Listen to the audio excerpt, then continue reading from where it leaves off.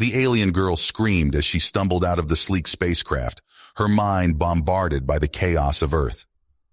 Lyra slumped against the hull, senses overwhelmed, nerves on fire. Colors swirled in a dizzying kaleidoscope. Blaring horns and banging construction pummeled her ears.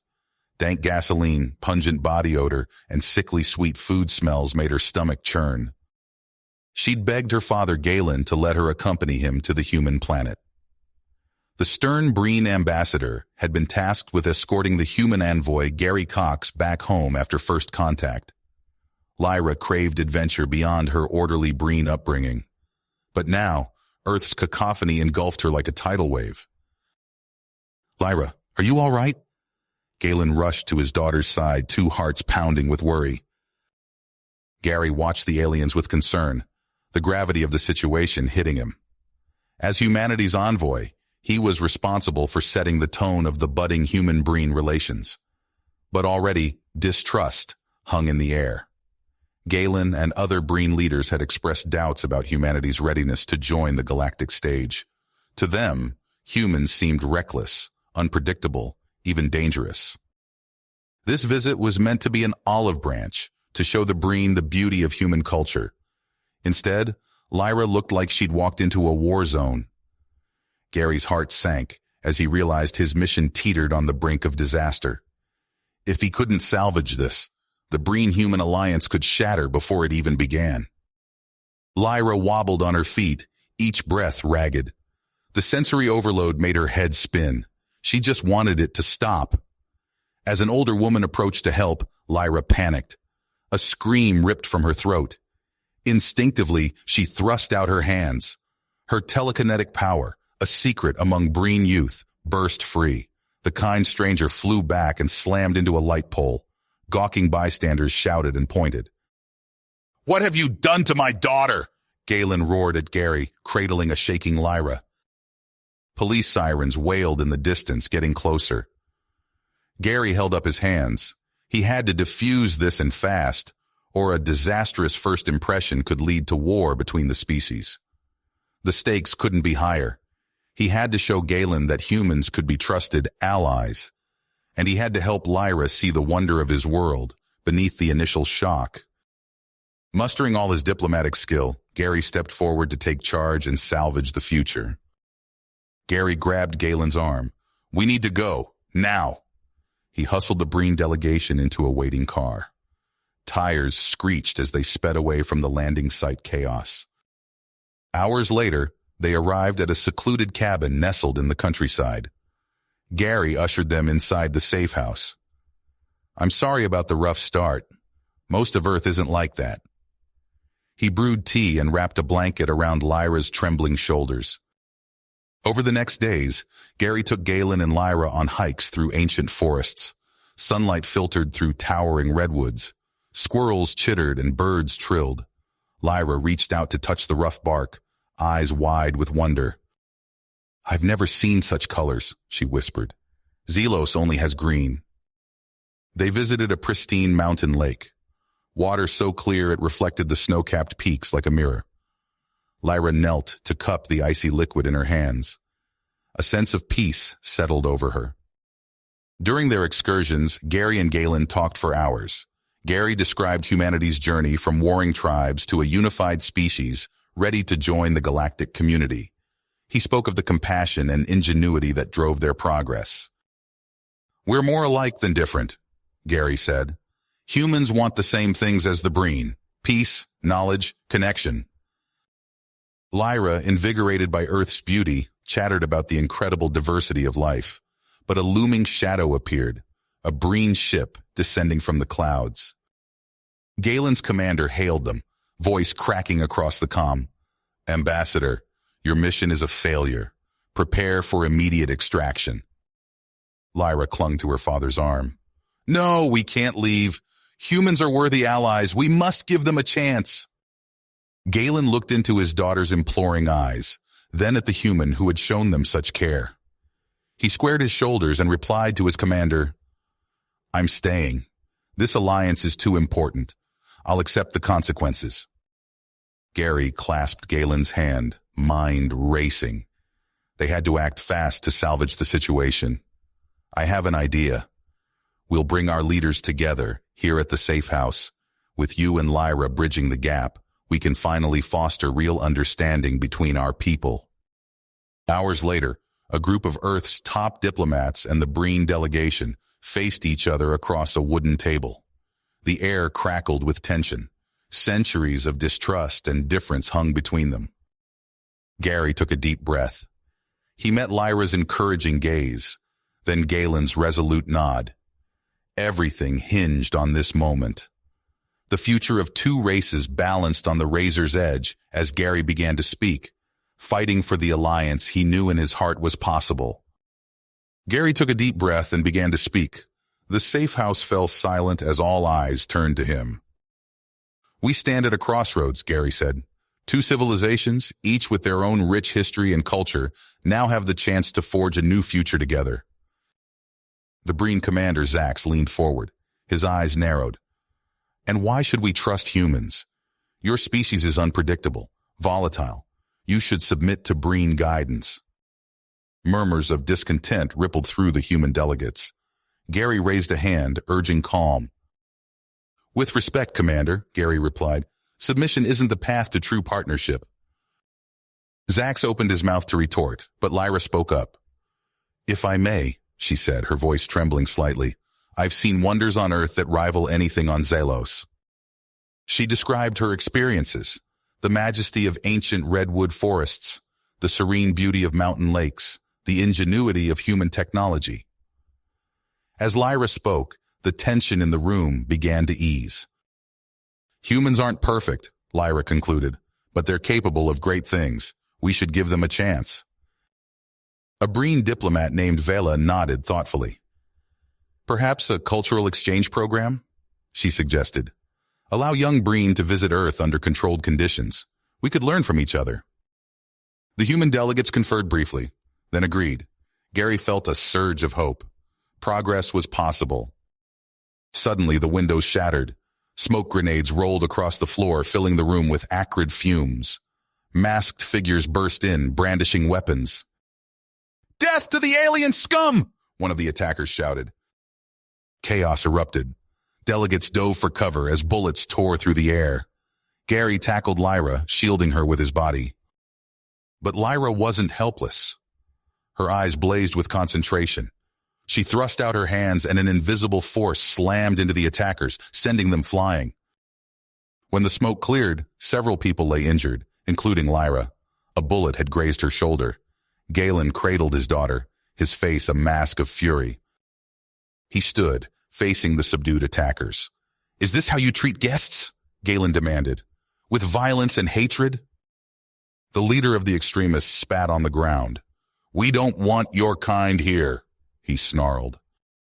Galen's voice softened. I understand your fear. I once shared it, but my daughter showed me the truth of humanity's potential. Open your minds. See beyond your prejudice. The attacker's grit wavered. Doubt crept into his eyes. Gary seized the moment. This is our chance, he said, addressing both humans and Breen, to move past fear and mistrust, to work together for a better future. He outlined his vision, joint scientific missions, cultural exchanges, sharing of knowledge and technology.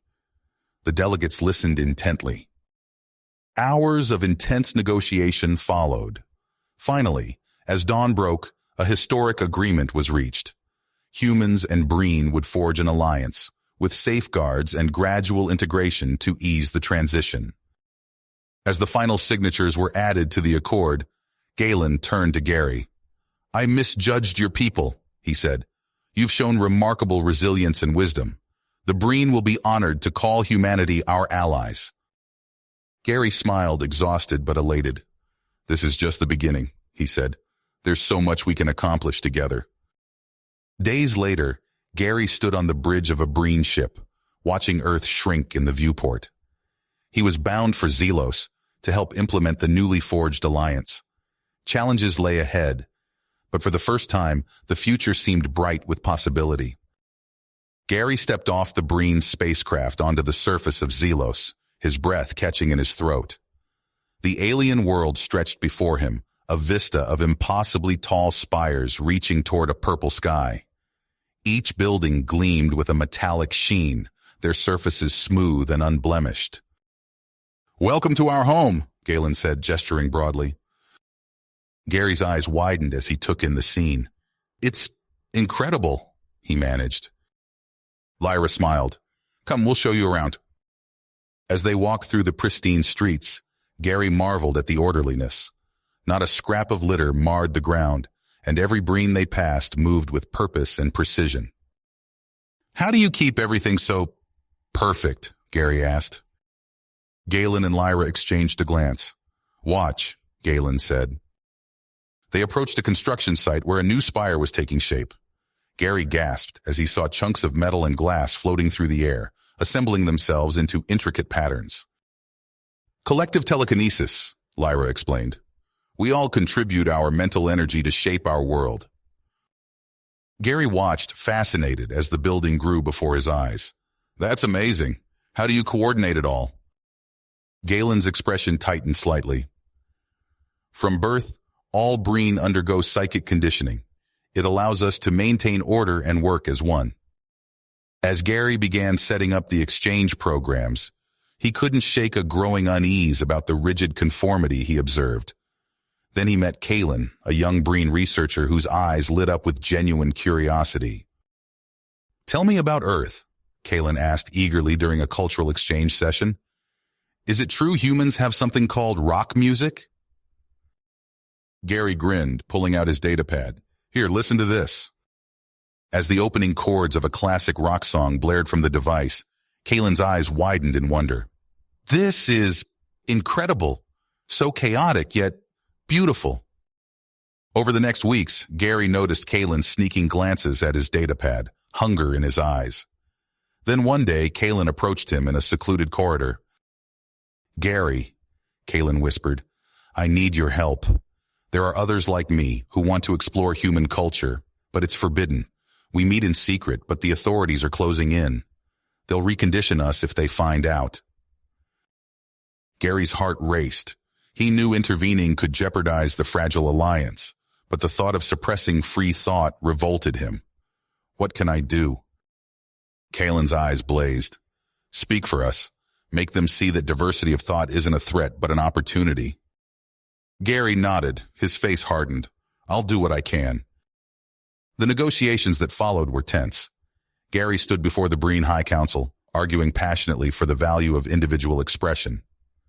"A tapestry is made stronger by its varied threads," he said. "Let this group explore new ideas. It could lead to incredible breakthroughs."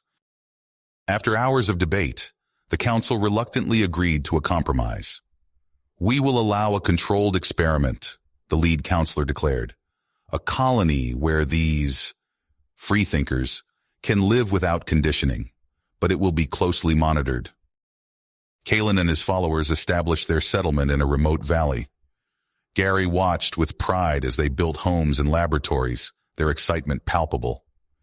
"We'll show them what we can do," Kalen said, eyes shining. Years passed, and the colony flourished. Gary visited often, marveling at their achievements. They developed new applications for telekinesis, pushing the boundaries of what was thought possible. Their work on warp drive efficiency promised to revolutionize space travel. But as the colony grew, so did its problems. Factions formed, arguing over resources and ideology. Gary watched with growing concern as the divisions deepened.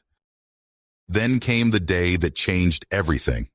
Gary was in a meeting with Galen when alarms blared throughout the city. They rushed to a view screen, horror dawning as they saw the carnage unfolding. A group from the colony, their telekinetic powers amplified beyond anything Gary had seen, tore through the city's defenses. Buildings crumbled as they chanted slogans of revolution. In the chaos that followed, Gary searched desperately for Galen, calling his name. Then he saw him, pinned beneath a fallen beam. Gary ran to help, but it was too late. Lyra's anguished scream cut through the air as she saw her father's broken body. She turned to Gary, her eyes wild with grief and fury. "This is your fault!" she shouted. Your human ideas of freedom brought this death and destruction. The colony must be stopped now. Gary stood frozen, the weight of responsibility crushing down on him. He had to find a way to salvage the alliance, to protect the ideals of free thought, and somehow make this right. But as he looked at the devastation around him, he wasn't sure if that was even possible. Gary stood before the Breen High Council, his voice steady despite the weight of the moment. We can't abandon the progress we've made. I propose a summit at the colony to find common ground. The counselors murmured among themselves. Finally, the lead counselor spoke. Very well, Ambassador, but be warned, this is your last chance. Days later, Gary's shuttle touched down on the outskirts of the colony. The air crackled with tension as he stepped onto the rocky soil. A group of colonists approached, their faces a mix of hope and wariness. Welcome, Ambassador, said a tall Breen with piercing green eyes. I'm Vex, the colony's representative. Before Gary could respond, a deafening explosion rocked the ground. Smoke billowed from the nearby buildings as armed figures swarmed out of hiding places. What's happening? Gary shouted, but Vex had already pulled a weapon. The revolution starts now, Vex snarled, pressing the barrel against Gary's temple. Gary's world went dark as something struck the back of his head. He awoke in a dimly lit room, bound to a chair. A view screen flickered to life before him, showing his captors broadcasting their manifesto. And we will no longer submit to the tyranny of psychic conditioning, Vex's voice boomed. We have the human ambassador. Meet our demands, or he dies. Suddenly alarms blared. The building shook as explosions erupted outside. Gary heard shouts and the sound of energy weapons. The door burst open. Lyra stood there, her face a mask of cold fury. Behind her, Breen soldiers engaged the rebels in close quarters combat. Lyra! Gary called out, relief flooding through him. She didn't even glance his way as she strode into the room, her eyes locked onto Vex, who had spun to face her. You, Vex growled, the council's pet. Lyra's lips curled into a sneer. And you're nothing but a rabid animal. The air between them shimmered as their psychic energies clashed. Objects around the room began to vibrate and lift off surfaces. Gary felt pressure building in his skull as the two Breen unleashed their powers. Vex lashed out with a tendril of pure mental force. Lyra dodged, but not fast enough. The energy grazed her shoulder, tearing through flesh. She stumbled, gasping in pain. Seizing the advantage, Vex unleashed a barrage of psychokinetic strikes. Lyra raised a hasty shield, but each impact drove her back. Blood trickled from her nose as she fought to maintain her defenses. Gary struggled against his bonds, desperate to help. The psychic energies swirling around the room battered his mind. He felt something deep within him fracture under the assault. As Vex closed in for the killing blow, Gary's consciousness splintered. In that moment of crisis, a new presence emerged from the depths of his psyche, primal, instinctual, fueled by raw human will. With a roar that existed only in the mental plane, Gary's fractured mind lashed out. The unexpected assault caught Vex off guard, staggering him. Lyra seized the opening. Her eyes blazed with an unnatural light as she drew upon reserves of power she'd never tapped before. The very fabric of reality seemed to warp around her. No! Vex screamed as he realized what was happening. But it was too late. Lyra unleashed a wave of hyper-telekinetic energy that tore through the building's foundations. Walls crumbled, the floor buckled and split. All around them, the colony began to tear itself apart. Gary felt his chair splinter as the room collapsed around them. He fell, tumbling amid the debris. The last thing he saw before losing consciousness was Lyra's limp form disappearing under a cascade of rubble. Darkness enveloped him. In that void, fractured memories and disjointed thoughts swirled. Gary tried to grasp them, to make sense of what had happened, but they slipped away like smoke. He drifted in and out of awareness. Vague sensations, the touch of hands, the hum of machinery filtered through the haze. Occasionally, he caught glimpses of sterile white walls and blurred faces. In lucid moments, Gary realized he was in some kind of medical facility. But those moments grew fewer and farther between, as he sank deeper into the recesses of his shattered mind. Images flashed before him: Earth's blue skies, Zelos's towering spires, Lyra's smile, but they twisted and warped, blending with fevered imaginings. In one instant, he saw humans and Breen working side by side to build gleaming cities. In the next, those same cities burned as the two races tore each other apart. Reality and fantasy blurred until Gary could no longer tell the difference. He floated in a sea of broken thoughts and unfulfilled dreams, a silent witness to the infinite possibilities of what might have been. Somewhere in the depths of his fractured psyche, a tiny spark of awareness remained. It clung to life, a stubborn ember refusing to be extinguished. But whether that spark would ever reignite into the flame of consciousness, only time would tell. In another room of the facility, Lyra lay motionless, lost in her own inner world of shattered memories and broken hopes. Two beings who had once bridged the gap between worlds, now adrift in the vast expanses of their own minds. You have reached the end of the story. If you enjoyed this story and want to support us, please leave a like and subscribe to our channel, and for every comment that says 88, I will heart every single one of them.